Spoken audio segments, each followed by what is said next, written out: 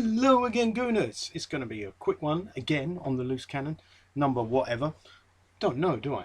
But I'll tell you what I do know in terms of numbers. We've got 7 goals against an Indonesia 11. Their all-stars didn't do as well as perhaps many thought they would, and I've played football in Indonesia and they're not too bad. So I'll be talking about that, obviously, not about me playing football, but about how well our boys did. Then the latest situation on Luis Suarez and Higuain. I actually said it without a H in the front, so I got it right. Fellaini, latest on him. Julio Cesar. Vermaelen. Some news on Vermaelen, Wenger, Wayne Rooney, and Danny Crowley. Not going to say an awful lot because I didn't go to that game, but maybe I'll start with that. Danny Crowley, a name for the future. Everybody's raving about his performance as our under-21 team beat Sutton United 4-3 away from home. It's not bad going, is it?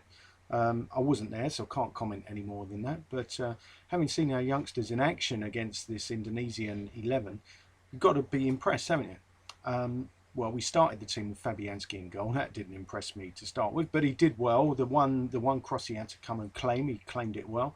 Martinez had nothing to do when he came on as a sub. So the team that started was Fabianski in goal, Jenkinson at right back, who I thought did very well. He was pushing forward a lot.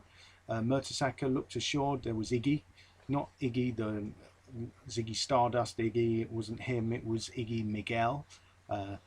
And Gibbs was left back. I thought Iggy and Gibbs both did pretty well, but I'm not sure Gibbs did an awful lot. No, I think he did a few rampaging runs down the left, if I remember right. Theo obviously scored the opening goal, so can't complain about him, can we?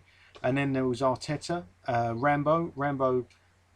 Well, his work rate was very impressive, and most of his passing was good. He was involved a lot, but not all of his passing was good. I was a bit annoyed about some of his passing, I have to say, but I'm a Rambo fan, so don't get me wrong on that. Gnabry, I have to say something about Gnabry, and I know you're not all going to like it, but I think he's getting a lot of hype, a lot more hype than perhaps he deserves. I think he's a good player. He may well make it. I can't even say for sure he won't make it at Arsenal, but don't think he's quite as good as people are cracking him out to be. Akpom, I thought, was better. Not just because he scored, it was just his all-round play. I read somewhere on a website, I forget which one, and they said that he didn't do much running off the ball. Well, they clearly weren't watching what I was watching. I was watching Akpom, and he was making the right runs, and more often than not, he was getting the ball. He was causing a lot of problems to the Indonesian defence. Gnabry, Gnabry, as he's getting called on Arsenal.com or Arsenal player. I don't know. I thought he did reasonably well. Obviously, he set up the goal for Akpom, but aside from that, what did he really do? A couple of dribbles. He lost the ball at the edge of the box, or just inside the box at one point. I wasn't overly impressed with him, but yeah, let's not get it twisted. I don't think he did badly. The Ox, he's looking well, just like what we know. We know he's a good player. So we've got him, Arteta, and that was the 11 pretty much. And then subs came on, but not everyone came on. Wilshere didn't come on because he's got a cold. Rio didn't come on, I'm presuming because Arsene is saving him for Japan. And Szczesny didn't get a game either. The players that came on in the second half did very well. I think we've got to give a bit of credit to Anike. Anike came on and took Mertesacker's place in central defence. That's not normally where he plays. Of course, he plays much further up the park. He did reasonably well. He gave the ball away unnecessarily in a very dangerous position once. So let's not think he had an amazing game. But considering he was playing out of position, I think he did reasonably well. Koscielny came on and played as if it wasn't a friendly game. I think you've got to give Koscielny 10 out of 10 for his fighting spirit. Perhaps it was players like Koscielny made the difference. Senya had a very good game as well. Put in a few decent crosses from which Giroud scored 2 goals. Eisfeld, I thought he started excellently on the right wing. He was taking reasonably good corners from the right, put in a few crosses as well. Olsen I thought was quiet. Then there was Rosicky. I didn't really notice him do a lot. I'm really not trying to pick on Rosicky, but he didn't do too badly. But did he do more than Olsen? I don't think he did. Podolski, Well, he scored a very good goal, but aside from that, what did he do? Uh, I can't even say his name. Zelalem, or whatever. You know the guy I'm talking about. The Indonesian, not Indonesian, the Ethiopian, German-born Ethiopian. Well, what can I say? I noticed the summariser was impressed and called him a young Paul Davis, and I thought at the time, how could you? That was Adrian Clark. I thought, how could you come to that conclusion so quickly? And then later, I started to think, Adrian's called it right. He is like a young Paul Davis, and it's a lot easier to say than Zelalem. Zelalem, is it? Or Zelalem, whatever. But he did really well. You know what I like about him? Not just that he's 16, but he gets the ball, he does something simple, and he moves. Pass and move. That's what the game's been about for many of us for donkey's years. But not many players are intelligent enough to play that way. So you've got to give credit to this kid. I think he's, to me, in a sense, he's the most impressive thing that's come out of this 7-0 victory. Aside from Giroud's 2 goals, especially the second one. Turns, spins, left foot. Wow, great shot as well. Anyway, let's talk about shots in the dark. John Cross. I love John Cross. I think he's a great journalist. But he called it wrong, didn't he, about Higuain? Like I say it wrong. He called it wrong. He said, I'm sure he said the 11th of July the deal will be done and dusted. But let me look at my watch. It says 14th of July now. So still not done and dusted. It's ongoing because this £150,000 a week deal is apparently agreed. That's what we keep hearing. But Real Madrid are also talking to him. Ancelotti wants him to stay, it appears, so perhaps he will stay put rather than joining us. Which leads us on to the idea now that John Cross has come up with, that instead Arsene Wenger would prefer to sign Luis Suarez. Now, I've said all along I would love Luis Suarez to come to the club. It makes a lot more sense because he's already got Premier League experience. He will hit the ground running, probably, unless he's like a Fernando Torres who doesn't travel well in the UK from Merseyside down to London. So let's hope he's not, if he does in fact join us. I can't see it happening because Liverpool want 40 million. We're offering 30. Perhaps we'll go up to 35. Liverpool are unlikely to budge because they don't want to sell the player anyway. So why should they sell him on the cheap to us? What they call on the cheap. But the bone of contention is this. Why would Arsene Wenger sign Suarez, knowing that he's got, let's say, a questionable attitude at times? Of course, Nicholas Bentner, I'm not going to go into details about him, but I'm just looking on a website and it catalogued all the things that he's been getting up to of late, which have been allegedly, well, I wouldn't say they're on the wrong side of the law. Some of them clearly are, but anyway, let's say he's been living dangerously. It could be said anyway. So Nicholas Bentner, this is probably why he can't seem to get a club at the moment, because the guy's got a certain amount of skill. He's not everyone's cup of tea, but surely he could get a club. So it's either they don't like his attitude or they don't like the fact that he's asking for an awful lot of money, which obviously brings us back to the whole business of our wage bill, which is extortionately high considering the talent we've got at the club. We've got a decent amount of talent, but there are certain players that we've not been able to offload, like Denilson, for instance. Well, obviously he's gone now, but it's been very difficult getting rid of these players because of the wages they're on.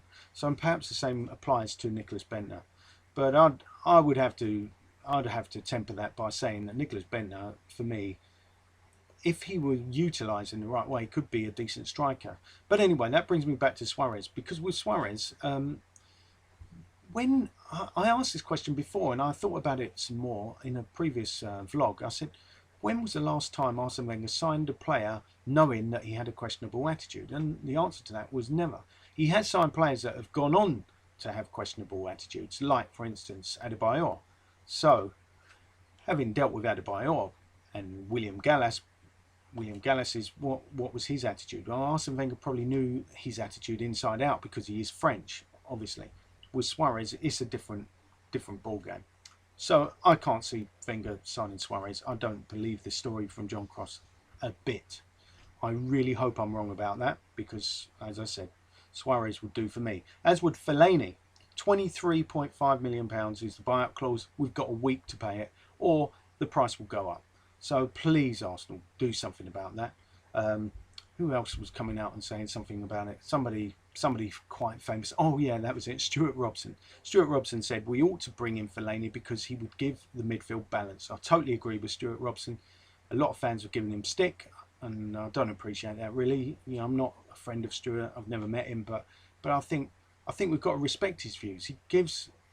He tells it as he sees it. I don't agree with him always because he said, for instance, that Diaby's a top player. I don't agree with that.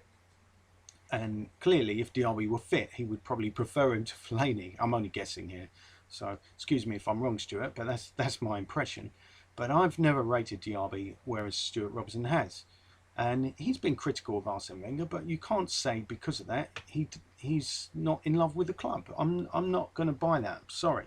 I know he's played for other clubs too, but I ultimately think that Stuart Robson is an Arsenal man. One player who won't be an Arsenal man though is Julio Cesar, because it looks like he's off to Napoli. So once again, we've been taking our sweet time over this one, and instead though, we could get Tim Krul from Newcastle. £6 million being talked about, but I have to add, I saw that story in the Daily Star, so make of it what you will. I expect most of you won't make much of it, and I suspect that if that's the way you're thinking, you're quite right. Meanwhile, is it right that Thomas Vermaelen is going to be captain or stay captain? That's what we're hearing. Personally, I don't think it's a good move. I think that decision should be reached perhaps after the pre-season. But maybe Arsene Wenger is talking up Thomas Vermaelen, trying to get him in the right spirit. So I don't think for Arsene Wenger the captaincy matters very much anyway. So even though Vermaelen's captain, doesn't mean he's going to play. I think Arteta will be the acting captain, Vermaelen club captain. So why not? If it works, who cares? And Arsene Wenger himself is going to stay put. It seems £7.5 million a year being talked about as the negotiated wages that are on the table, or will be. Well, they're in preliminary discussions. I suspect with Arsenal, nothing will be concluded quickly. So I wouldn't expect a decision to be made until about January. But it looks like it's all very cordial. Clearly, Ivan Gazidis is in love with Arsene. That's how it looks when you look at the pictures. If you could read between the lines, it's saying Ivan's saying to Arsene, Ivan saying, please Arsene, stay. We wouldn't be anything without you. And in a sense, I'm not so sure he's completely wrong about that, because I don't necessarily agree bringing in a new manager would improve the situation. What I would say though, and have said many times, is bringing in quality players will improve this team. But on the other hand, maybe Arsene's thinking, well, this team I have, they beat Indonesia 7-0, and they have many youngsters. And the youngsters, of course, won 6-0 in their half, really. Okay, there were a few youngsters in the first half, but not as many as in the second half. So they really acquitted themselves well. And there's nothing anyone could say to counter that. Meanwhile, the final bit of transfer news regards Wayne Rooney, and I'm still of the opinion that Rooney will not stay in England, and if he does, he'll join Chelsea, not us.